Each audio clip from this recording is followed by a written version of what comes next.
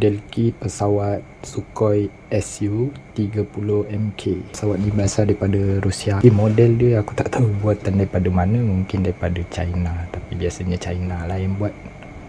Okay, ni skill 148.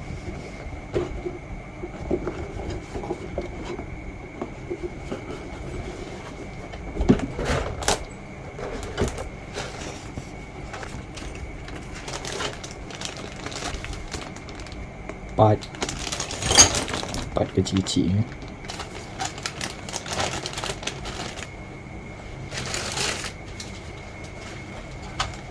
Model kit untuk pesawat SU-30 ni mungkin mudah sikit nak buat berbanding daripada pesawat helikopter Nuri sebab Nuri TUDM ni ada banyak conversion kit, so aku pakai mana yang basic. Tapi kalau yang ni dia punya part tak banyak sangat modification, tapi kalau dalam dia punya part dalaman tu itu tak tahu lah. Kalau daripada segi fizikal dia kurang, so kita terus boleh buat macam tu je, tak ada apa-apa perubahan. Macam helikopter kena buka kena buat dia punya tingkap, lepas tu radar depan dia tu yang macam hidung, yang ni tak ada. Okay, ni macam ni je. Macam biasa model kit ni, part yang paling susah sekali adalah bahagian dalaman dia. Okay, ni first step yang kita kena buat adalah bahagian tempat duduk pilot, kerusi. Okay, dia punya panel board dia. Okay, ni bahagian-bahagian atas dia, so kita cari dulu part yang ni. 16.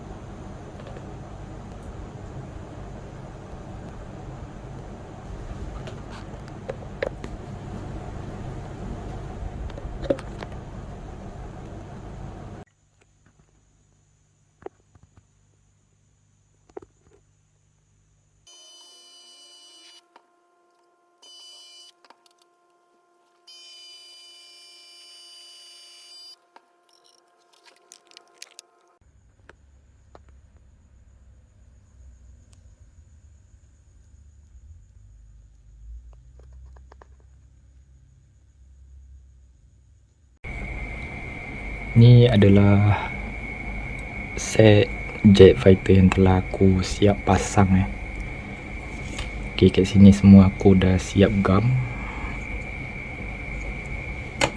dengan part-part dia. Okay, dan tinggal yang part-part kecil ada yang aku belum pasang, atau yang ada sirip kat tepi ni Okay, part-part yang ni aku semua dah pasang.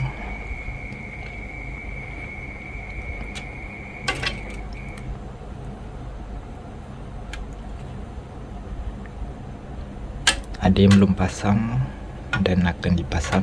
Banyak video yang aku tak sempat nak ambil disebabkan memori handphone full.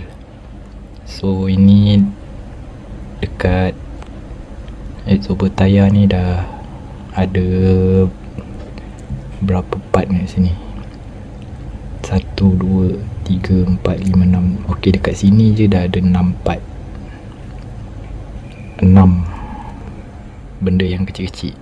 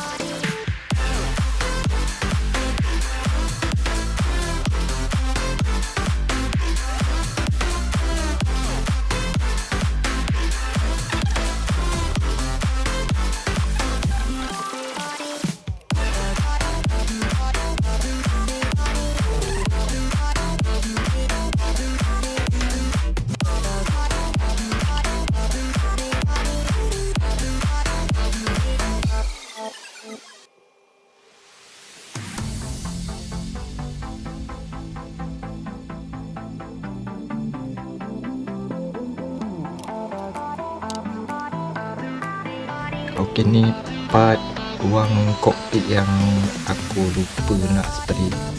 Okey, kalau dia color hitam dengan bingkai cermin yang dah diseleti.